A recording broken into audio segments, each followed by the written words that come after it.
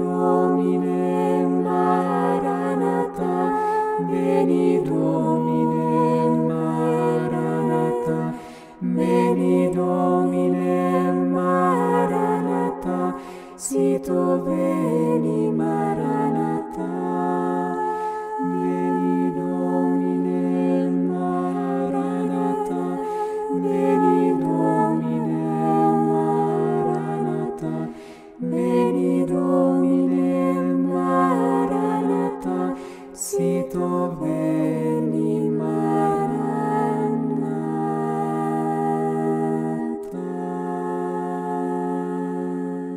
Ici Paul-André Durocher, archevêque de Gatineau. Ce premier dimanche de l'Avent, année liturgique A, nous invite à réfléchir au temps dans notre vie, le mystère du temps. Le pape François aime dire que le temps est supérieur à l'espace.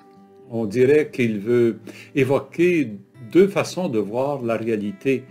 Quand on considère l'espace, on considère une réalité à organiser. Moi, une expression que j'ai souvent entendue dans ma vie, hein, une place pour chaque chose à sa place.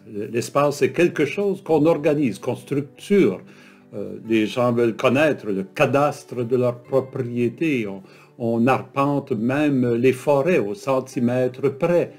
Oui, l'espace s'organise, mais le temps, lui, ne s'organise pas. Pourtant, j'ai suivi de nombreuses sessions sur l'organisation du temps. Le temps ne s'organise pas. Continuellement, je me trouve en train d'être surpris par le temps. Des choses adviennent qui étaient inattendues. Le temps s'étire parfois, surtout quand j'attends quelque chose, que j'anticipe quelque chose. Et parfois, le temps passe très vite alors que je voudrais qu'il dure. Le temps est un mystère.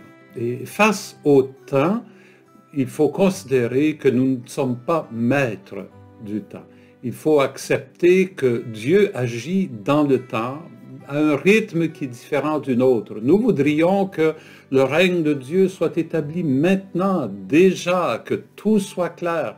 Et pourtant, Dieu, dans le temps, fait avancer son règne. Nous sommes invités non pas à nous tourner vers l'arrière quand on contemple le temps. Une des grandes œuvres littéraires françaises s'intitule « À la recherche du temps perdu ».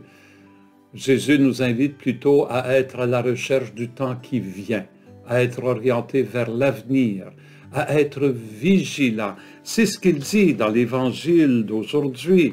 Il nous invite à être attentifs. Veillez, vous ne savez pas quel jour le Seigneur viendra. Veillez. Veiller, c'est pas seulement rester éveillé, mais c'est aussi être vigilant, être attentif. L'autre soir, je prenais une marche et j'ai vu une étoile filante passer. Ah, que c'était beau, que c'était beau. Et je me suis dit, je dois en avoir manqué beaucoup d'étoiles filantes dans ma vie parce que je marchais en regardant le sol, où je regardais les choses autour de moi. Lever la tête pour percevoir les étoiles filantes. C'est tout un art. Il y en a qui ont cet art-là. Ils sortent leur télescope, ils scrutent le ciel. Et ils connaissent la joie de voir ces étoiles filantes passer. De même, le chrétien et la chrétienne, nous sommes invités à lever la tête, à chercher l'œuvre de Dieu, la désirer de tout notre être. Le prophète, il désirait ainsi voir arriver le jour de Dieu où la paix serait finalement établie, la guerre disparaîtrait, où la justice rayonnerait à la surface de la terre, où les gens trouveraient un bonheur stable, durable, comme nous le désirons ce jour, comme nous aussi, nous le voulons encore. Mais déjà, Dieu agit. Si nous apprenons à ouvrir les yeux, si nous apprenons à être vigilants, nous pourrons voir les signes de Dieu à l'œuvre. Nous pourrons discerner les signes des temps. Saint Paul le dit dans la deuxième lecture, « C'est le moment, l'heure est venue de sortir de votre sommeil, car le salut est plus proche de nous maintenant qu'à l'époque où nous étions devenus croyants. » Le salut, ce n'est pas seulement le salut personnel de mon âme.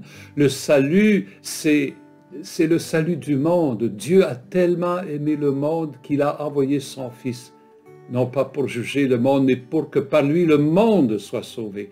Le salut du monde est plus près maintenant de nous qu'il ne l'était hier. Dieu est à l'œuvre en nos vies. Dieu est en train de faire des merveilles. À nous de le reconnaître, à nous d'ouvrir nos yeux, à nous d'être vigilants.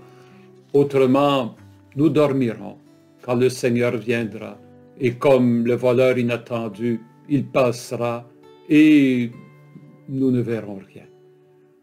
Demandons, Seigneur, ce don du regard attentif, du regard vigilant. Demandons-lui d'être prêt pour tous ces moments où il vient en nos vies, et ainsi nous serons prêts pour le jour où il viendra dans sa gloire. Ven Señor Jesús, Maranatha. Ven Señor Jesús, Maranatha. Ven Señor Jesús, Maranatha.